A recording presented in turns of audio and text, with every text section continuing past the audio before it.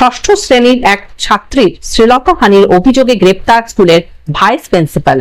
অন্ডালের উখরা এলাকার একটি বেসরকারি ইংরেজি মাধ্যম স্কুলের ঘটনা।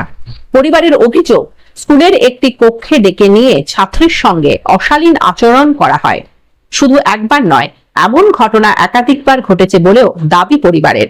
অভিযোগ পাওয়ার পর অন্ডাল থানার পুলিশ শনিবার অভিযুক্তকে গ্রেপ্তার করে।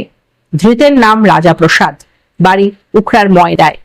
রবিবার ধৃতকে দুর্গাপুর মহকুমা আদালতে তোলা হলে একদিনের জেল হেফাজতের নির্দেশ দেওয়া হয়।